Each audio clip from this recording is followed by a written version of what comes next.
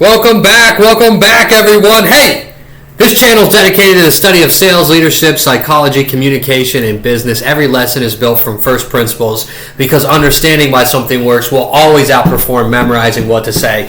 So let's jump into today's lesson, okay? First of all, love to see that at Entrepreneur Sales. Good for you for increasing your sales acumen, as one might say, right? We're going to talk about why prospects resist good advice, in the hidden psychology behind sales resistance. A lot of you believe resistance begins when the prospect says, Nate, I need to think about it, or Johnny, I need to think about it. Well, it doesn't actually. Resistance begins long before the objection is spoken. It begins the moment your recommendation collides with the prospect's internal model of reality. That's the first principle I want you to understand. People don't make decisions based on objective reality. They make decisions based on the reality they've constructed in their own minds. You have to realize, at some point, your job isn't to change their mind. Your job is to help them build a more accurate model. And that is a completely different profession, right? The average salesperson is trying to transfer a bunch of information, like selling is telling.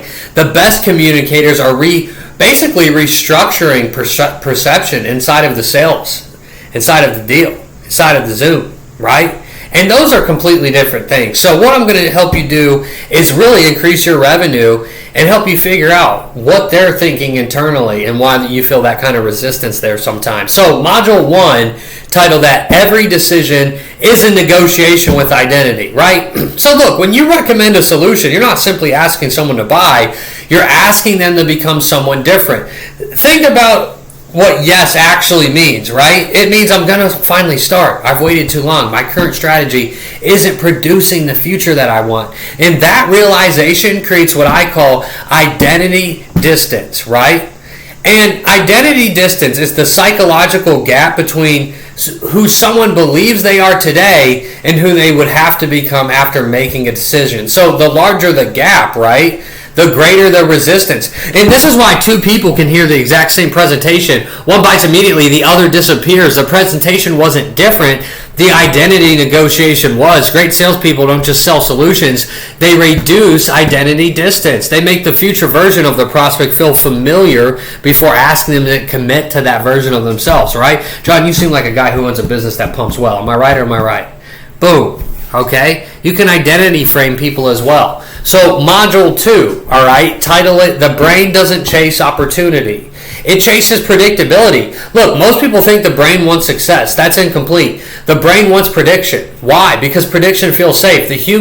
Look at it like this, okay? Your nervous system, the human nervous system, it's constantly asking one question, okay? Can I accurately predict what happens next? You do it on your calls. You know what I'm talking about.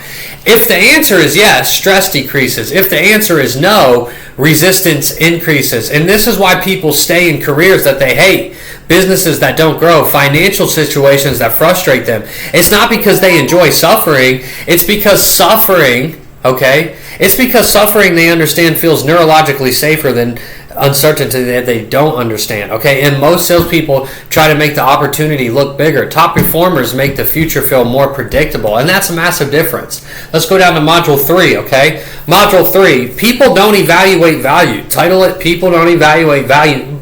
Look at it like this, okay? And write this down. They evaluate psychological cost. They don't realize they're doing this. They're doing this unconsciously. Everyone talks about price. Almost nobody talks about psychological cost, right? Every buying decision carries an invisible cost. They're literally thinking like, what if I fail? What if this doesn't work? What if I waste money? What if I'm wrong? You notice something? That none of those questions are financial, they're emotional. People rarely purchase with a calculator. They purchase with an emotional forecasting system. They're attempting to predict future emotional pain, embarrassment, regret, failure, disappointment. Your role isn't simply to explain the investment. Your role is to reduce the emotional cost attached to that investment. And when psychological cost fails, commitment rises, right? Falls. Like the Green Goblin says, right? Fails, falls. When psychological cost falls, that's when you see commitment rise. So let's go over to Module 4.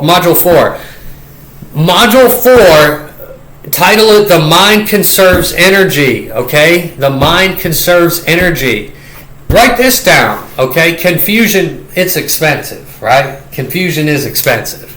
The brain consumes an extraordinary amount of energy. Because of that, it constantly searches for cognitive efficiency. The more mentally demanding a decision becomes, the less attractive it becomes. And this is why people say, I need to think about it. Not because thinking creates better decisions. That doesn't make any sense. Because thinking postpones difficult decisions. I call this psychological friction, right? Psychological friction is every unanswered question, every uncertainty, every unnecessary option, every moment of confusion. That increases the mental effort required to move forward. The average salesperson, you keep adding information. Top performers, I want to remove it. I want to simplify it, organize it, clarify it. Because clarity isn't persuasive, clarity is efficient, and the brain loves efficiency. So the more simple the deal, the better. If you just talk to people like they're 2 years old and help them figure out what they'd like to accomplish and break things down in a simple narrative, it's so much easier to get the deal done. Let's drop down to Module 5. And Module 5 is titled, Resistance is Rarely About Your Product. It's about their internal narrative, right? Every prospect has spent years creating a story about themselves.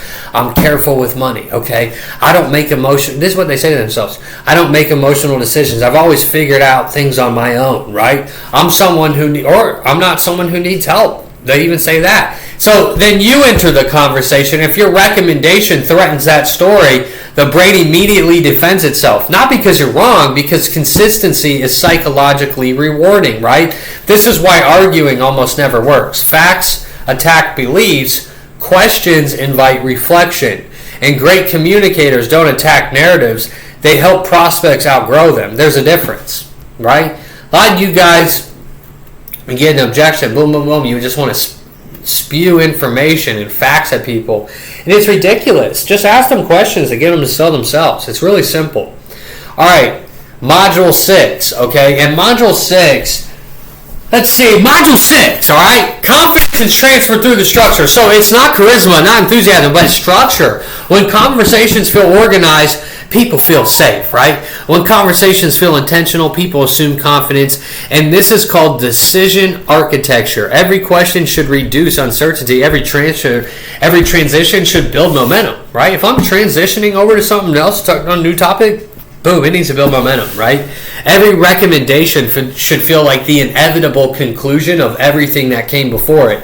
The best salespeople never make the close feel separate from the conversation. The close is simply the final logical step in a prospect. In the process, the prospect has already mentally accepted. So, drop down to Module 7 here. And Module 7, what we have here is stop answering objections. Stop answering objections. And write this down. I need to diagnose resistance. I feel like this is a good mindset shift for you to make as a salesperson. When someone objects, don't ask, well, what should I say next? Ask yourself, what is their mind protecting? Are they protecting certainty, identity, resources, status, past decisions, control? Because objections, right, are rarely the problem. They're symptoms. Treating symptoms doesn't solve diseases. Diagnosis does, right? The greatest salespeople aren't professional persuaders. They're exceptional observers of human behavior. They recognize invisible psychological patterns long before objections appear, right? You got to get on the call, that rapport stage, download data, and kick their butt, right, every single time. That's all that I'm talking about right here. So, for example, that's why they're close. That's why when you get in the close with them, it feels effortless, right? Because you've seen this person and you've operated with them. You've figured out how to speak to them, not at them, right? So you got to solve a real problem 20 minutes earlier, right? Let's drop down to Module 8. Great salespeople don't create pressure. They create alignment, okay? Alignment. And this may be one of the most important lessons of today's video. People move when there's three things that match up: what they believe, what they feel, and who they believe they can become, right? And when those three symptoms point in different directions, people hesitate. When they match, commitment feels natural. That's what you're trying to create, not pressure, but like I said, alignment. Pressure forces movement, okay? When things line up, when they match, when it all makes sense, it removes the need for pressure. That's why the very best communicators rarely sound like they're selling, and it really sounds cool. They're helping another human organize their thinking until the right decision just becomes an obvious solution for them, right? So I want to leave you with one idea. Most sales training teaches you to overcome objections. By the way, like and subscribe. I teach you all this stuff for free. It is worth thousands of dollars, just so you know. But I think that's backwards. By the time an objection is spoken, you're already observing the outcome of a psychological process that began much earlier. The best salespeople don't memorize better responses. They become students of human behavior, right? They understand how identity shapes actions, how perception shapes reality, how emotions shape logic, how certainty shapes commitment. So, listen, get better. Keep studying. The moment you can learn to reduce psychological resistance instead of fighting it, your conversations become calmer, questions get much sharper, influence becomes more ethical, right? You don't have to manipulate people, so you don't have to take down the price and discount, do all that. I call that amateur hour. So anyways, hey, I hope this video was helpful, and I'll see you in the next one.